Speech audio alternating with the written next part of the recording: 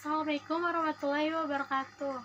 Perkenalkan, nama saya Linda Ayu Apriliani dari kelas 12 OTKP 2. Di sini saya akan menjelaskan tentang sejarah. Sejarah dapat diartikan sebagai asal-usul cerita ataupun peristiwa yang terjadi pada waktu lampau, yang benar-benar terjadi dan berdasarkan secara fakta. Atau definisi lainnya yaitu teks cerita yang berdasarkan catatan-catatan peristiwa masa lampau, dikembangkan berdasarkan bukti-bukti yang ditemukan nantinya menjadi teks kenyataan sejarah. Salah satu pengertian sejarah menurut para ahli. Menurut Muhammad Yamin, sejarah merupakan berbagai ilmu pengetahuan yang disusun atas dasar penyelidikan dari beberapa peristiwa yang dapat diteliti kebenarannya, serta dapat dibuktikan sebagai bahan kenyataan yang benar-benar terjadi. Ruang lingkup ilmu sejarah dapat dibagi menjadi 4, yaitu sejarah sebagai seni, sejarah sebagai ilmu, sejarah sebagai peristiwa, dan sejarah sebagai kisah. Keempat hal di atas mempunyai definisi dan makna yang berbeda-beda. Sejarah sangat berperan aktif dalam kehidupan manusia yang pernah terjadi di masa lampau, agar generasi setiap manusia tidak kehilangan referensi untuk hidup di masa depan. Sejarah terdiri dari 3 unsur. Yang pertama ruang, yang kedua waktu, dan yang ketiga manusia. Ada 3 jenis sumber sejarah, yaitu 1. Sumber sejarah lisan adalah sumber sejarah yang didapatkan langsung dari keterangan para pelaku sejarah atau saksi mata peristiwa di masa lampau. Yang kedua, sumber tertulis adalah sumber sejarah yang didapatkan dari peninggalan-peninggalan tertulis seperti naskah, surat kabar, dokumen, dan lain-lain. Yang ketiga, ada sumber benda adalah sumber sejarah yang didapatkan dengan peninggalan-peninggalan yang berupa benda-benda kebudayaan.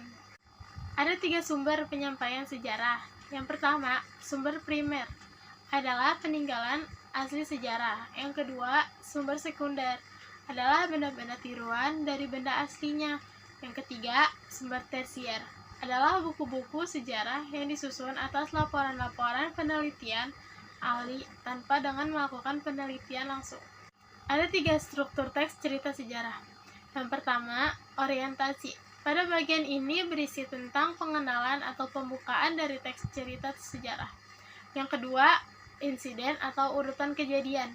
Pada bagian ini berisi mengenai rekaman peristiwa sejarah yang terjadi, yang disampaikan menurut urutan kejadian atau waktu dari awal kejadian hingga sampai pada akhir kejadian tersebut. Yang ketiga, orientasi, merupakan bagian akhir dari teks tersebut. Biasanya pada bagian ini berisi mengenai komentar pribadi dari si penulis itu sendiri mengenai kejadian yang ditulisnya. Fungsi teks cerita sejarah. A. Fungsi rekreatif, memberikan rasa gembira dan senang kepada pembaca. B. Fungsi inspiratif, memberikan inspirasi, imajinasi, dan kreativitas untuk keberlangsungan hidup, berbangsa, dan bernegara untuk lebih baik lagi. C. Fungsi instruktif, sebagai alat bantu dalam pembelajaran. D. Fungsi edukatif, dapat dijadikan petunjuk dan pembelajaran kehidupan bagi manusia. Jenis-jenis teks sejarah. Yang pertama, sejarah fiksi adalah karya fiksi proksa yang ditulis secara naratif. Yang kedua, cerpen adalah cerita pendek berbentuk prosa naratif fiktif, cenderung padat dan langsung pada tujuannya. Yang ketiga, legenda adalah cerita prosa rakyat yang dianggap oleh sebagian orang merupakan sesuatu yang benar-benar terjadi. Yang keempat, ada roman adalah jenis karya sastra berbentuk prosa yang melukiskan perbuatan pelakunya menurut watak dan jiwa masing-masing. Yang kelima, ada non-fiksi adalah keterangan kehidupan seseorang yang ditulis oleh orang lain. Yang keenam, ada autobiografi adalah kisah atau keterangan hidup yang ditulis oleh orang itu sendiri. Yang ketujuh, ada cerita perjalanan adalah teks yang menceritakan tentang perjalanan. Yang kedelapan, catatan sejarah adalah teks yang menceritakan fakta atau kejadian masa lalu yang menjadi latar belakang sesuatu mempunyai nilai sejarah. 5 ciri-ciri teks sejarah. 1. Disajikan secara kronologis atau urutan peristiwa atau urutan kejadian. Kedua, bentuk teks cerita ulang, recount, struktur teksnya, orientasi, urutan peristiwa, reorientasi. 3. Sering menggunakan konjungsi temporal. Yang keempat, isi berupa fakta. Yang kelima, struktur teks cerita sejarah harus terdapat 3 struktur. Kaidah kebahasan teks cerita sejarah. Ciri kebahasan teks cerita sejarah ditandai dengan adanya pronomina atau kata ganti. Kata ganti yang menunjukkan kejadian atau peristiwa. Adanya kata kerja, verba material, dan konjungsi, kata penghubung, temporal. Perbedaan sejarah fiksi dan non-fiksi. Sejarah fiksi. Yang pertama, jalan cerita disusun berdasarkan dunia nyata. Yang kedua, gambaran kehidupan batin seorang tokoh lebih dalam. Yang ketiga, pengembangan karakter tokoh tidak sepenuhnya terungkap. Yang keempat, menyajikan kehidupan sesuai pandangan pengarang. Sedangkan sejarah non-fiksi yang pertama tersusun oleh fakta yang objektif.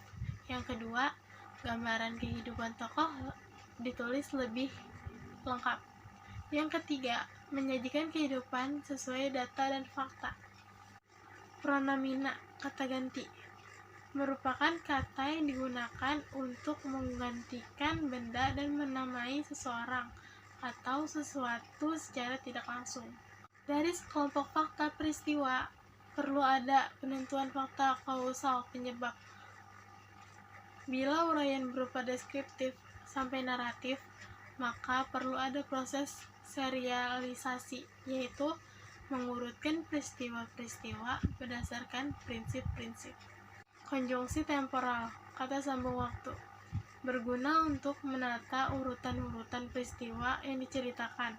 Teks cerita sejarah banyak memanfaatkan konjungsi, kata penghubung, temporal. Contohnya yaitu kemudian, setelah, lalu, dan lainnya.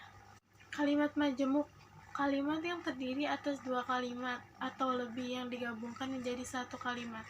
Setiap kalimat selalu memiliki klausa yang merupakan paduan antara satu subjek dan predikat, serta bisa ditambah objek, pelengkap maupun keterangan. Jadi, kalimat ini merupakan sebuah kalimat yang memiliki lebih dari satu objek, predikat, subjek, ataupun pelengkap. Frasa adverbial merupakan kata yang menunjukkan kejadian atau peristiwa, waktu, dan tempat. Kata ganti orang pertama tunggal, misalnya, saya, aku, beta. Kata ganti orang pertama jamak, misalnya, kami, kita. Kata ganti orang kedua tunggal, misalnya, kamu, engkau, kau, andai, dikau. Kata ganti orang kedua jamak, misalnya, kalian. Kata ganti orang ketiga tunggal, misalnya, dia, ia, beliau. Kata ganti orang ketiga jamak, misalnya, mereka.